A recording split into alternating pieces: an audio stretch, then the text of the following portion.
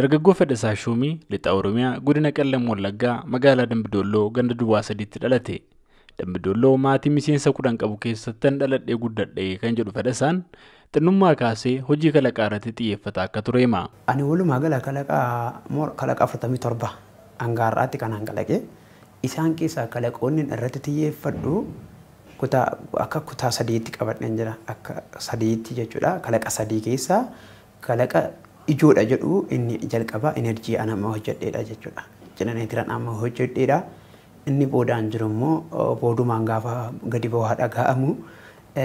Inni sadaffaan immoo laaboraatoorii siistem pileet guruupii kan jettu fayyaa irratti kan hojjetudha.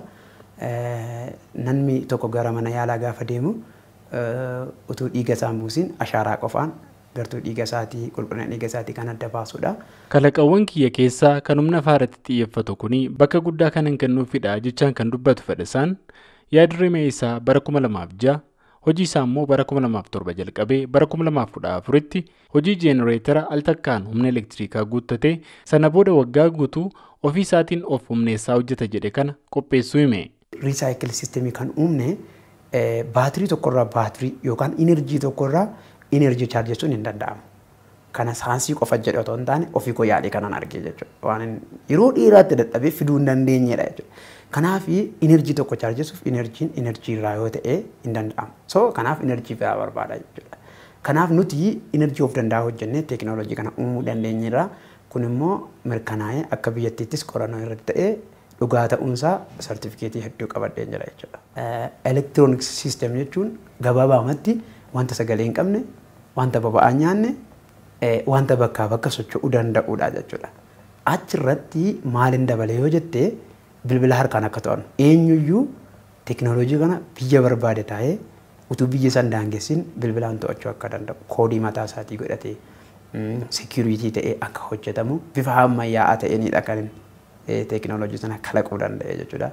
Jalqabas jeenereetara kana kan humna elektiriikii waatii 300 oomishu achi kan waatii 600 achi immoo kan waatii 1500 hojjetee qopheessuu kan dubbatu Fedhasaan jeenereetarri isaa sadarkaa waatii kiilowaatii fi meegaawaatiitti qophaa'uu kan danda'udha jedha.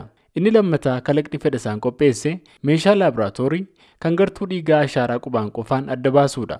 Mucaan tokko akka dingataa dhagaadhaan dhahamee mataan isaa dhooqatee hospitaala Dambidolloo seenee jechuudha. Mucaa sana natu geesse gaafa seenu mucaan sun ammoo lubbuudhaan jira. Hospitaala sana keessatti opereeshinii ta'uudhaaf ka'ee dhiigni dhabame mataan isaa lafeen isaa cabee keessa waan bu'eef opereeshinii ta'uu hin dirqama sammuu keessatti gad dhiigaa waan jiruuf isa booddee ulfaataa waan ta'eef dhiigi barbaadame dhiiga kana barbaadamu irratti namni dhiiga kennu ganaa dhufee dhiiga buusee kennee mucaan hangasitti lubbuun isaa nu jalaa darbee oolee jechuudha.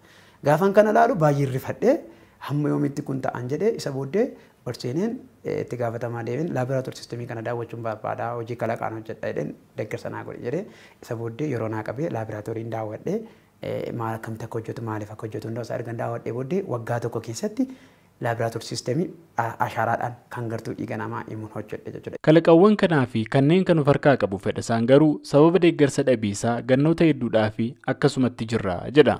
So kanaaf uummata baadiyyaa % 52 dukkana kana keessa jiruu fi gaarii ture mul'annu nuyi qabannee jiru.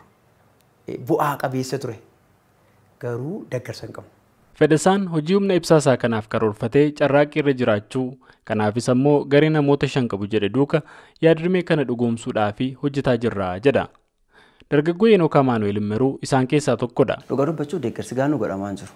Sadarkaa nuun jiru irratti jechuudha. Kalaqa guddaa nuun qabannee jirruu fi kana booddee kalaqa gurguddaa qabannee jirru wajjin gaafa wal bukkee qabnee ilaallennu even kompiitara mataa isaallee laaftoopii mataa isaallee hin qabnu sakaaniyyuu himne jechuudha.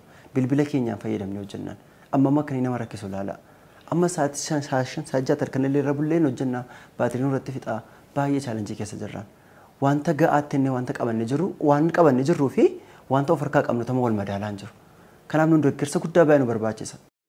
Dooktar Injiinar Indaalee Abbabee barreessaa akkasumas immoo dargaggoota hojii kalaqaa hojjetan jedhanii fi gorsa akka kennan dubbatu. Mee laaptooppii siin gaafannaa sitti baane kun waan salphaadha.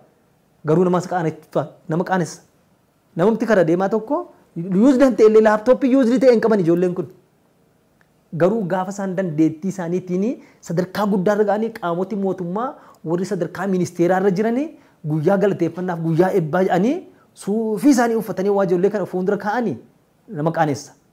Har'adha. Har'atu isaanii of biratti qabdanii namni tokko jechuun awutoomik boombiin kan hojjetame qalbii namaa keessatti. Wanta awutoomik boombii caalu dukkana biyya kanaa wanta ibsuu danda'u nu hojjechaa warra jirani. Kanaaf saappoorti gochuun mootummaanis ta'e mootummaan bira dhaabadhaan jedhan gama kootiin. Amma foonaayituu chaayinaa keessatti bakka bulchiinuu kenname samooda oomishaa irratti hojjetaa jirraa kan jedhu Fedhasaan haati warraa fi mucaan durbaa isaa sababa deeggarsa gahaa hin arganne darbees immoo kalaqni isaas gara oomishaatti hin ceenee fi har'allee maatiinsaa rakkoo keessa akka jiran dubbata. Gabaasa Sagalee Ameerikaaf Galmuu Daawit Finfinneerraa.